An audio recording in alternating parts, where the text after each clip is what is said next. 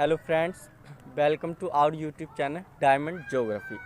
तो फ्रेंड्स, मैं आज आपको बताऊंगा भारत की सबसे बड़ी गंगा नदी तंत्र और उसकी सहायक नदी कितनी है एंड इम्पोर्टेंट क्वेश्चन। तो फ्रेंड्स, मैंने इस वीडियो के लास्ट में एक क्वेश्चन सीरीज लगाई है जिसमें हम ये देखेंगे कि आपने इस वीडियो से कितना सीखा एंड आपको भी वो क्वेश्चन करने हैं फ्रेंड्स। तो थैंक यू, बने रहिए मेरे साथ।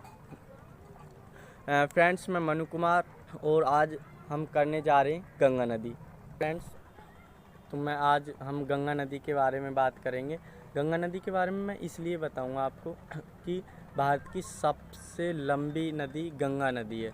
तो फ्रेंड्स, मैं आज आपको बताता हूँ। पहले तो मैं आपको ये बताता हूँ आपकी जानकारी के लिए कि भारत के पूर्वी साइड में बंगाल की खाड़ी है, पश्चिमी साइड में अरब सागर है। तो बात करेंगे हम आज बंगाल की खाड़ी की तरफ बात करें तो देखो, उत्तराखंड में एक ज़िला है जिसे आप बोल सकते हो उत्तरकाशी ज़िला, जो कि गोमुख के पास, जहां गंगोत्री है। तो फ्रेंड्स, गंगोत्री से निकलती है भागीरथी नदी एंड उत्तराखंड में ही एक जगह है जो सतोपंथ ग्लेशियर है, जहां से अलकनंदा नदी निकलती है, जो कि ये देवप्रयाग में मिल जाती हैं और जाके ये बंगाल की खाड़ी में गिर जाती है फ्रेंड्स। और फ्रेंड्स, गंगा नदी हमारी भारत के 5 राज्यों से होकर गुजरती है। पहला उत्तराखंड, फिर यूपी, फिर बिहार एंड झारखंड और पश्चिमी बंगाल, जो गुजरकर बंगाल की खाड़ी में गिर जाती है। जो गंगा की लंबाई है वो 2525 किलोमीटर है फ्रेंड्स। तो फ्रेंड्स, ये तो होगी आपकी गंगा नदी। और ये इम्पोर्टेंट क्वेश्चन है कि ये गंगा नदी भारत के कितने राज्यों से होकर गुजरती है। तो फ्रेंड्स, पहले ये देख लीजिएगा एक बार और कि जो भागीरथी नदी है वो गंगोत्री से निकल रही है और जो अलकनंदा नदी है वो सतोपंथ ग्लेशियर से निकल रही है और ये आगे जाकर देवप्रयाग में मिल जाती हैं और ये जाके फिर देवप्रयाग से जाके बंगाल की खाड़ी में गिर जाती हैं। फिर के बाद ये वहाँ पर एक सुंदरवन डेल्टा के नाम से एक डेल्टा का निर्माण करती हैं, जो कि 2 नदी, अभी हम बताएंगे आगे कि एक नदी और है, जो कि ये 2 नदी मिलकर आपस में सुंदरवन डेल्टा का निर्माण करती हैं। तो चलिए फ्रेंड्स, से आ जाता है कि गंगा की सबसे लंबी सहायक नदी कौन सी है। तो फ्रेंड्स, आपको बतानी है कि गंगा की सबसे लंबी सहायक नदी यमुना है। तो फ्रेंड्स देखिए, वो भी गंगोत्री के बगल से ही हिमालय पर्वत से निकलती हुई, जो हिमालय पर्वत से निकलती हुई प्रयागराज में मिल जाती है, जिसका नाम पहले इलाहाबाद था और अब बदलकर प्रयागराज रह गया है। तो फ्रेंड्स, और यमुना की लंबाई हम देखते हैं। यमुना की लंबाई है फ्रेंड्स 1310 किलोमीटर।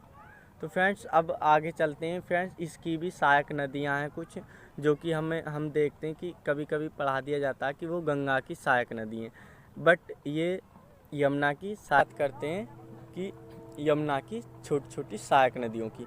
तो फ्रेंड्स, जैसे हम देखते हैं कि गंगा की सबसे लंबी सहायक नदी कौन सी है, यमुना, एंड यमुना की भी ऐसी छोटी छोटी सहायक नदी हैं। जैसे हम देखेंगे कि पहली नदी ये है जो कि चंबल, जो कि चरकपुर उत्तर प्रदेश में जाके मिल जाती है। और क्वेश्चन फ्रेंड्स ये आ जाता है कि चंबल जो नदी है वो यमुना नदी में कहाँ जाकर मिलती है, तो ऑप्शन आएगा चरकपुर उत्तर प्रदेश में। हम देखते हैं फ्रेंड्स कि अगर दूसरी नदी जो है वो भी यमुना की ही सहायक नदी है एंड यमुना फिर जाके मिल जाती है प्रयागराज में गंगा में। तो फ्रेंड्स, हम देखेंगे दूसरी नदी कौन सी है। तो दूसरी नदी है सिंध नदी, जो कि यमुना की सहायक नदी है। जो कि तीसरी नदी हम देखेंगे कि तीसरी नदी भी यमुना की सहायक नदी है, जिसका नाम बेतवा है, जो कि यमुना में जाकर मिल जाती है। यमुना की सहायक नदी कैन है, जो कि यमुना में जाके मिल जाती है। ये 4 नदी हैं जो कि गंगा में नहीं मिलती हैं डायरेक्टली, यमुना में मिलती हैं, फिर यमुना नदी गंगा में मिल जाती है। तो फ्रेंड्स, हम देखते हैं कि चंबल, सिंधु, बेतवा, केन, ये चारों नदी यमुना की सहायक नदी है, ना कि गंगा की। फ्रेंड्स, मैं आपको सहायक नदी नहीं बता रहा हूँ, बट मैं वो इम्पोर्टेंट नदियाँ बता रहा हूँ जो कि एग्ज़ाम में आ जाती हैं जल्दी से। अभी हमने देखा इनडायरेक्टली गंगा की सहायक नदी, जो कि पहले यमुना की सहायक नदी है, फिर जाके वो यमुना भी गंगा में मिल जाती है। तो वो ये चारों नदी भी हम मान लेते हैं कि गंगा की सहायक नदियां हैं। अब मैं दो नदियां ये बताने वाला हूँ, जैसे टोंस नदी है जो कि डायरेक्टली गंगा की सहायक नदी है। फ्रेंड्स, हम देखते हैं कि गंगा की सहायक नदी टोंस नदी है जो कि डायरेक्टली गंगा में मिल रही है। एंड जो दूसरी गंगा की डायरेक्टली सहायक नदी है वो है सोन नदी, जो कि गंगा में डायरेक्टली मिलती है। जो गंगा की उत्तर साइड से बहने वाली सहायक नदियाँ हैं, जैसे ये तो डायरेक्टली हम देखते हैं कि गंगा में आके मिल जाती हैं। बट इधर वाली जो है, पहले 4 नदियाँ थीं जो कि पहले यमुना में मिली, एंड 2 नदियाँ टोंस और सोन नदी डायरेक्टली गंगा में मिली। तो इधर वाली जो है वो उत्तरी वाली वो डायरेक्टली गंगा में मिलेंगी। जैसे हम देखेंगे उत्तरी साइड से गंगा में मिलने वाली पहली नदी जिसका नाम है रामगंगा, जो कि डायरेक्टली गंगा में मिल जाती है। एंड दूसरी नदी गोमती, और आगे चलते हैं तीसरी नदी घाघरा। ऐसे ही हम क्रमवाइज से चल रहे हैं फ्रेंड्स, कंटक चौथी और 5वीं कोसी। एंड फिर बिहार की शोक भी कहा जाता है। एंड छठी जो कि महानंदा है, जो कि हम देखते हैं क्वेश्चन ऐसे भी आ जाता है कि गंगा की सबसे लास्ट की सहायक नदी कौन सी है, तो फ्रेंड्स वो है महानंदा। गंगा नदी के बारे में जो कि मैंने बताया कि उत्तराखंड में उत्तरकाशी जिला जहाँ गोमुख है, और वहाँ गंगोत्री से भागीरथी नदी निकलती है, और उत्तराखंड में ही दूसरी जगह सतोपंथ ग्लेशियर है, यहाँ से अलकनंदा नदी निकलती है, और ये दोनों नदी देवप्रयाग में मिल जाती हैं, चली जाती है, जो कि प्रयागराज से आगे जाकर ये 2 भागों में विभाजित हो जाती है। पश्चिम बंगाल में एक नदी पश्चिम बंगाल में चली जाती है, और दूसरी बांग्लादेश में। पश्चिम बंगाल में जो नदी गई उसे हम हुगली नाम से जानते हैं फ्रेंड्स, जो कि हुगली के नाम से अच्छी से जानी जाती है। अब बात कर लेते हैं आपकी एक नदी और है जो कि चाइना में तिब्बत के रास्ते होते हुए भारत में आती है। फ्रेंड, चाइना में उस नदी को और नाम से जाना जाता है, एंड भारत में उस नदी को और नाम से जाना जाता है, और बांग्लादेश में उसे और नाम से जाना जाता है। जैसे आपकी गंगा नदी है, उसे भारत में किसी और नाम से जाना जाता है, गंगा नाम से जाना जाता है, एंड बांग्लादेश में उसे पद्मा नाम से जाना जाता है। इसी प्रकार मैं आपको बताता हूँ कि हम उस नदी को भी भारत की सबसे चौड़ी नदी के नाम से भी फ्रेंड्स जानते हैं। अब मैं उसका नाम बताता। अब बात कर लेते हैं कि तिब्बत में यहाँ से एक नदी निकलती है जिसको कहते हैं सांपो, जिसकी टोटल लंबाई है 2900 किलोमीटर, जो कि भारत के अरुणाचल प्रदेश में एंट्री करती है और मेघालय से निकल के बांग्लादेश में गिर जाती है फ्रेंड्स। इसे हम चाइना में सांपो के नाम से जानते हैं, और जैसे ये अरुणाचल प्रदेश में एंट्री करती है तो इसे हम भारत में इसे ब्रह्मपुत्र के नाम से जाना जाता है, जिसकी लंबाई 900 किलोमीटर है ओनली भारत में। और फिर आगे जाके जैसे ही ये बांग्लादेश में एंट्री करती है तो इसे दूसरे नाम से बोला जाता है, जिसे यमुना कहते हैं। इस प्रकार इस नदी को 3 नाम से जाना जाता है, जो कि चाइना में इसे सांपो नाम से जाना जाता है, एंड भारत में इसे ब्रह्मपुत्र नाम से जाना जाता है, वहीं इसे बांग्लादेश में जमुना नाम से जाना जाता है। तो सांपो नदी आगे जाके कहाँ मिल जाती है? गंगा में, जिसे बांग्लादेश में पद्मा के नाम से बोला जाता है। यहाँ से आपका एक क्वेश्चन और पुटअप होता है, जो कि भारत का राज्य है मणिपुर, वहाँ से एक नदी निकलती है बराक नदी, बांग्लादेश में एंट्री कर जाती है। बांग्लादेश का एक ज़िला है चांदपुर, जिसमें पद्मा और बराक नदी आपस में मिल जाती हैं। फ्रेंड्स, बोलने को तुम दो नदी बोल सकते हो, लेकिन ये जैसे तीन नदी हैं। जैसे हमने देखा कि ब्रह्मपुत्री और गंगा हमारी मिली आपस में, फिर ये एक नदी बनकर बही। फिर पद्मा और बराक नदी जो कि मणिपुर से निकली थी आपस में यहाँ चांदपुर जिले में मिली। आगे आगे चलकर ये तीनों एक साथ बहने लगी, जिसे हम मेघना नाम से भी जानते हैं। तो फ्रेंड्स, हमने देखा कि एक ही नदी हमारी चार नामों से जानी जाती है, जो कि चीन से निकलती है। सांपो बोलते हैं चीन में उसे, और जैसे भारत में एंट्री करती है तो हम भारत में उसे ब्रह्मपुत्र के नाम से जानते हैं। और फिर हमने देखा कि बांग्लादेश में हम उसे ही दो नामों से जानते हैं। पहला उसका ही नाम जमुना है और फिर मेघना। तो चार नाम हो गए, सांपो, ब्रह्मपुत्री, जमुना, मेघना। तो फ्रेंड्स, ध्यान रखिए, इम्पोर्टेंट क्वेश्चन है। जब ये मेघना आगे जाकर बंगाल की खाड़ी में गिरती है तो एक सुंदरबन डेल्टा का निर्माण करती है, जिसे हम सुंदरबन डेल्टा के नाम से जानते हैं। फ्रेंड्स, मैंने आपको एक हुगली नदी बताई थी। यहाँ पे छोटे नागपुर के पठार है ना, यहाँ से एक नदी होकर बहती है जिसे हम दामोदर नदी बोलते हैं। जो कि आप बोल सकते हो कि हुगली नदी की सहायक नदी कौन सी है? दामोदर नदी। फ्रेंड्स, एक इम्पोर्टेंट क्वेश्चन है कि हुगली नदी की सहायक नदी कौन सी है? दामोदर नदी।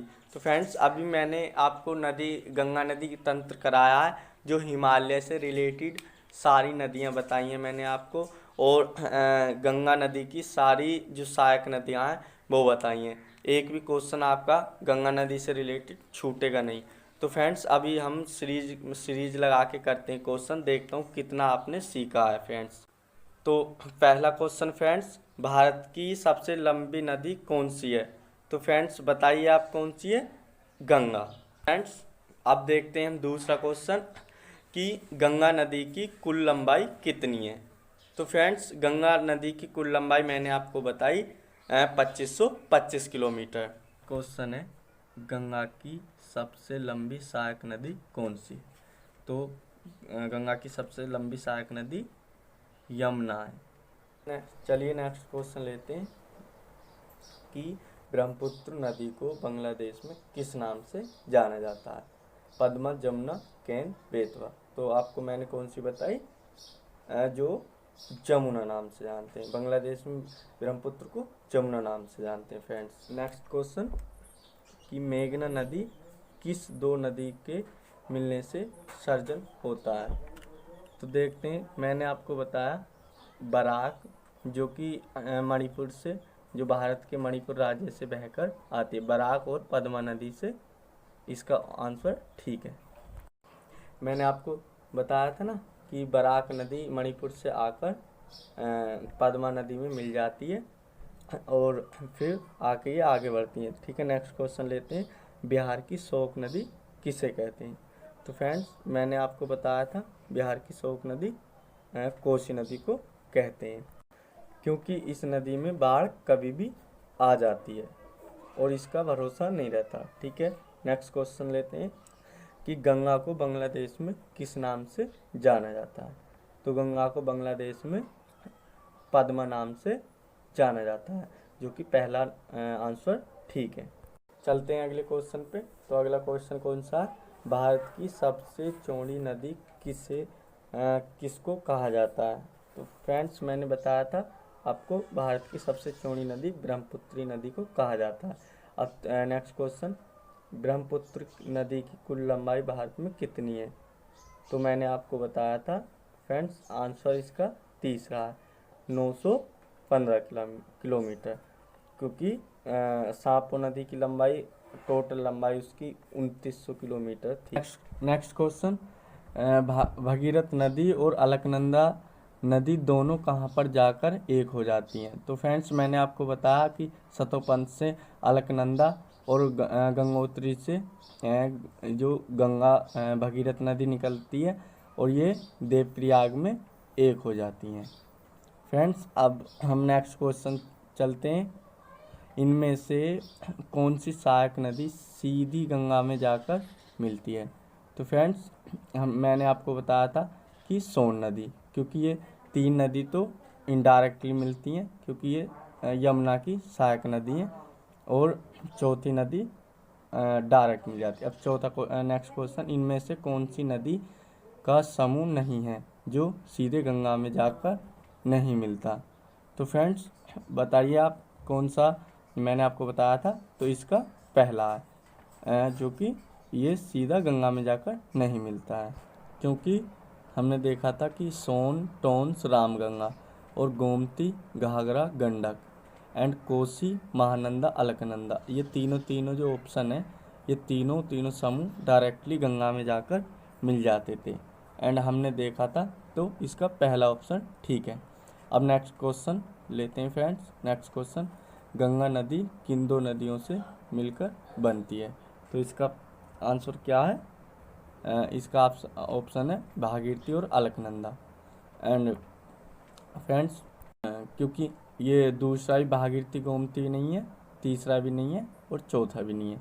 नेक्स्ट क्वेश्चन, यमुना नदी की कुल लंबाई कितनी है? तो फ्रेंड्स मैंने आपको बताया 1310 किलोमीटर यमुना नदी की लंबाई है। नेक्स्ट क्वेश्चन, यमुना और गंगा नदी किस जिले में जाकर एक हो जाती हैं? तो फ्रेंड्स किस जिले में जाकर एक होती हैं, मैंने आपको बताया था प्रयागराज, जो कि उत्तर प्रदेश का ज़िला है, जिसका नाम पहले इलाहाबाद था और अब प्रयागराज हो गया है। तो फ्रेंड्स हमने ये सारे क्वेश्चन करे, और बने रहिए मेरे साथ। मेरा चैनल डायमंड ज्योग्राफी है, और इसे सब्सक्राइब करिए अगर आपने सब्सक्राइब नहीं किया है तो, और लाइक करिए, शेयर करिए फ्रेंड्स। और मैं ऐसे ही आगे आपको अच्छी वीडियो बना के भेजता रहूँगा, और आप अपने फ्रेंड्सों को भी सेंड कीजिए ये वीडियोस, क्योंकि मैंने बहुत मेहनत करके आपके लिए ये वीडियो तैयार की है, जिससे आपको अच्छे से क्वेश्चन पता चल जाए कि कैसे क्वेश्चन आते हैं। Thank you friends.